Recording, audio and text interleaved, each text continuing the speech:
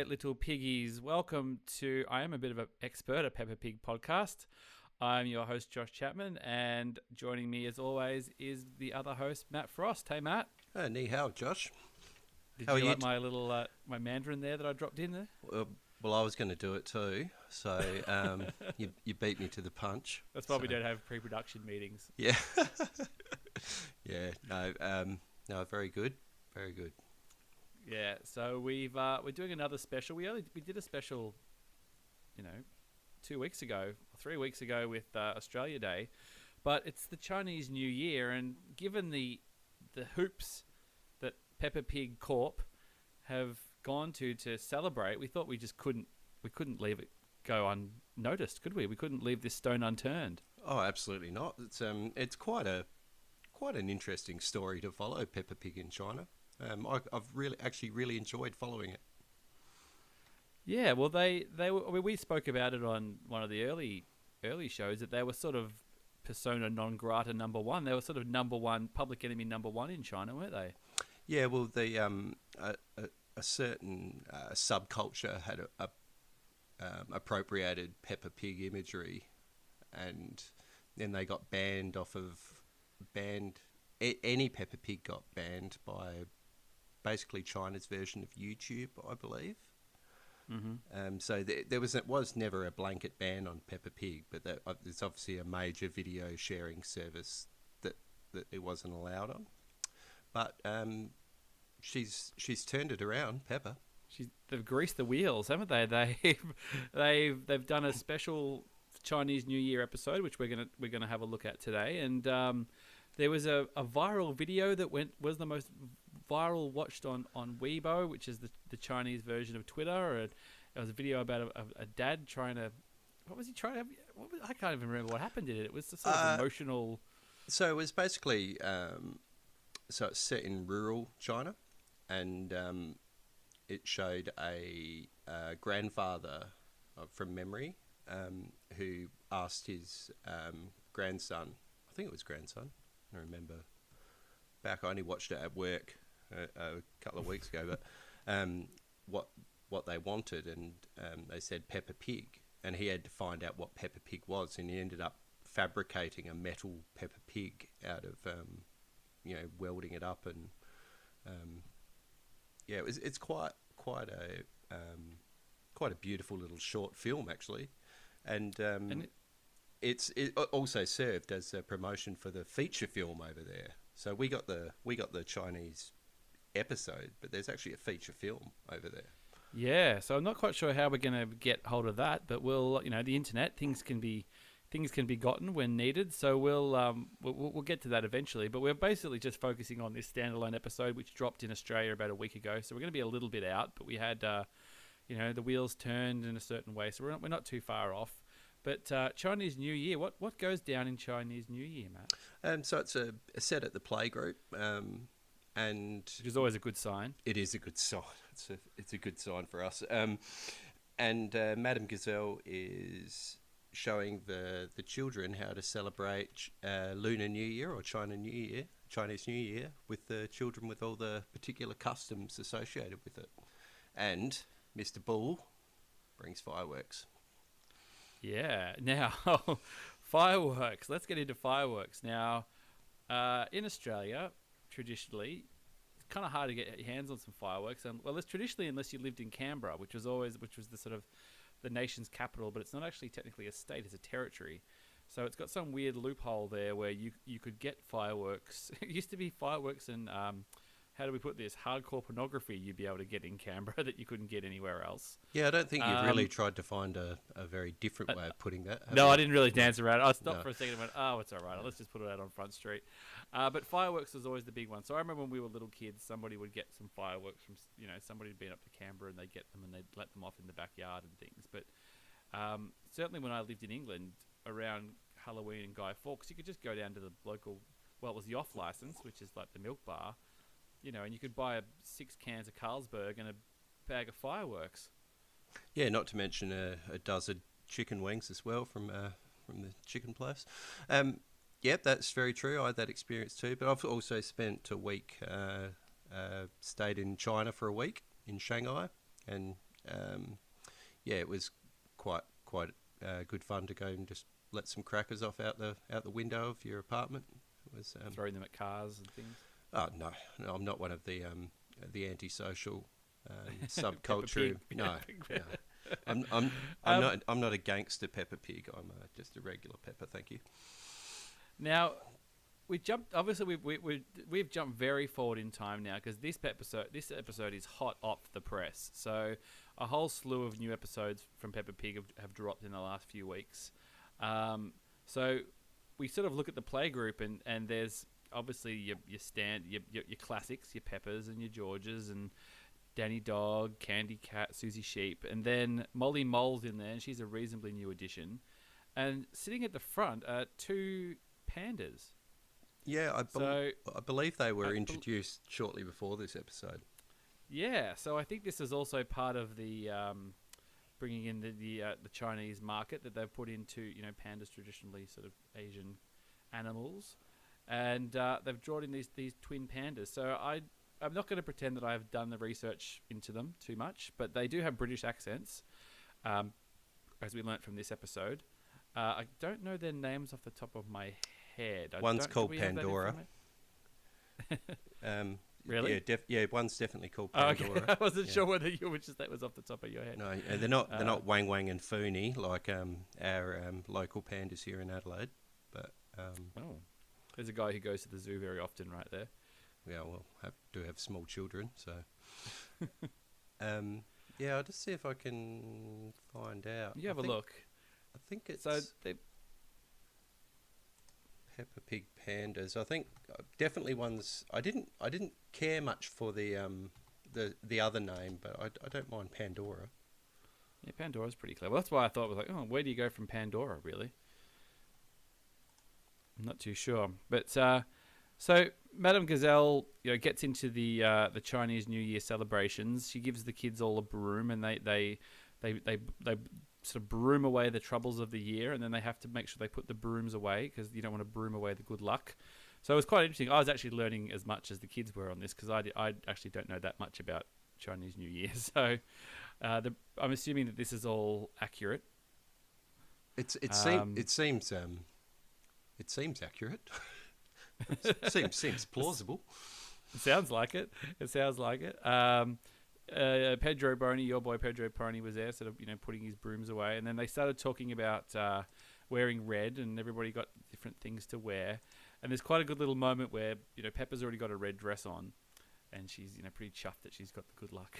And then Susie Sheep has just got this look on her face because she's got a red glove, where she's not feeling as lucky because she hasn't got the thing. It looks like it's about to kick off because they actually start. Susie Sheep looks actually quite bummed about the whole thing that she hasn't got she hasn't got as much red on, and she starts having a bit of a complaint. But Peppa manages to sort of extinguish the tension quite well. Which is good to see Peppa filling that role. She gets a lot of unfair press, so it's good to see that Peppa was the bigger animal. Yes, yeah. So they kind of kissed and made up. It could have been a little bit of a tension thing there, but Susie Sheep was managed to be brought around, which is quite cool. And then they get into making a dragon. So the funny thing is with this is that my daughter is in her sort of kindy care at the moment, and we get the updates of what they get up to. And they did pretty much the same thing. So they made a dragon and were doing some traditional Chinese New Year things as well, and then they had a line as well, but there was no fireworks that I know of, unless that didn't come out in the newsletter. they get that on the down low. Yeah, that's a hell of a release form to sign. So. Yeah, you come home and your daughter's eyebrows have been singed off or something like that. Yeah. Yeah. Now the other it's Peggy and Pandora. Oh, geez, Peggy got a stiff run. Yeah, well, I think I can only really come at it being called Peggy if the actress that played Peg Bundy would voice her. That would. Oh, Katie Segal. Yeah, yep. There's a pull. Well, she's Leela in Futurama, so she does have quite a lot of experience doing cartoon voiceovers. So she might be a bit of a get. Yeah, that might have been outside the budget. It may have been. When you've just spent $1 billion on Chinese marketing. Yeah, that's right. That's right. So they get the dragon together, and then Madame Gazelle picks up the lion head, and they need someone to wear the lion head. And Mr. Bull comes to the party. He's quite happy to do it. And then the kids all go outside, and it's night. So you don't usually see the kids get picked up at night unless they've run long. Although, given that Chinese New Year is, a week ago in February, if anybody's lived in England, it usually gets dark about 4 o'clock in February anyway. So it doesn't necessarily have to be that late at night for it to be dark in England. Yeah, I know that I remember the depths of English winter, the sun didn't necessarily come up, it just sort of skirted around the horizon. It was... Yeah, I just remember leaving, getting into work and it's dark, and leaving work and it's dark. There was a lot of that, trudging to the bus or trudging to the tube. And you're like, well, I'll sod it, let's just go to the pub. Yeah, it's always warm and light in there. Yeah, that's right. So the kids, they get a little parade going. They've got the dragon going. Mr. Bull's leading the charge, and then all the parents start gathering at the top of the hill. So I was kind of wondering whether we were going to see the family, but Mummy and Daddy Pig are there, and then a couple of the other usual parent suspects are there, and Mummy Pig's sort of quite impressed with what's going on. But and then they basically get to the end and they talk about the fireworks, and Mr. Bull pushes the button and one firework kind of goes off, and they go, "Oh, that was great." And he goes, "Hang on a second, I'm not quite done yet," and off he rips. Yeah, it's wonderful. Who doesn't like fireworks? They're like muddy puddles. Yeah, exactly. It's so it's a nice little episode. I don't know how they cram a movie into it, but I think we got the general kind of we got all the bits that are directly related to the Chinese New Year part of it. I don't really have any idea what the whole synopsis of the film is. Yeah, I'm not really sure. I've honestly found it quite difficult to find information on it, to be honest. But mysterious. It's all behind that great firewall of China. We may never know.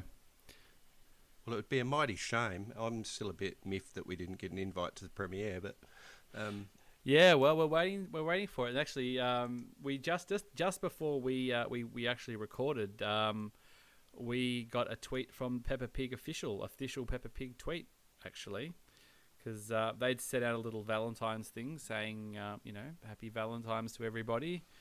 And I, being the suck-up that I am, said, we love you guys at Peppa Pig, and they sent us back a little love heart on Twitter. So that was very nice of the people at Peppa. I think someone's listening up there, so thank you very much. Well, it's possibly not as nice as, say, an all expenses paid trip to China, but I do appreciate the...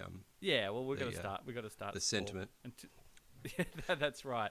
And then actually, just on a note on that before we finish, just before we recorded, we actually reached 5,000 downloads of this podcast.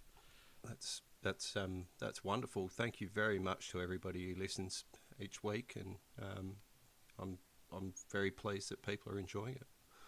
Yeah, so that's a bit crazy. So that doesn't include the Spotify numbers. We have mentioned that the Spotify numbers are sort of quite good, but they're a little bit harder to track and stuff. So the little podcast that could is doing quite well. So before we stop tooting our own horn, any closing thoughts here on Chinese New Year before we go back in time? We go screaming back to series 1. It was a really, really good episode. The production values and stuff are excellent on these later episodes, and Mr. Bull, big favourite. Great to see him in the episode. Yeah, it's always good to see a bit of Mr. Bull. We did speculate that he might be, a good match for Ms. Rabbit, but maybe Madame Gazelle. We don't know. Or maybe we don't need to bother wasting time pairing them all up. Yeah, perhaps we should just let them live their own lives, but I doubt it's going to be the the last you hear of us speculating. Yeah, it's too much fun. Exactly. So a great little episode. We love going forward in time. For the most part, the new episodes usually give a lot more, and this is brand new, so it was very exciting to jump into something that was hot off the presses and was up in, thankfully the ABC here in Australia had it the day it came out, so we got to have it the day it came out, and it's still available for us to watch. So if you want to catch us on the socials, you can get us at Peppa Pig Pod. You can leave us a review. If you like Star Wars, I do a Star Wars podcast as well called Star Wars Spelt Out. I think I've ever mentioned it on here before. I'm just going to drop that little plug in this time. I'm not going to do that all the time, but why not? Now we've got 5,000 downloads. I mean, come on. Someone's listening. Someone's listening to something. But so we'll be back next week when we're going back in time. And we'll be going to the School Fate. Oh, I'm very much looking forward to that one. Yeah, me too. So thanks again, Matt. Yeah, and happy Chinese New Year to everybody, especially any Chinese listeners we may have. Yeah, and good night, my little piggies. Yeah, we're playing a tune and we're singing a song with a bang and a bong and a bang. Bong, bang, boo, bing, bong, bing, bing, bong, bangly, bongly, boo. Bong, bing, boo, bing, bong, bing, bing, bong, bangly, bongly.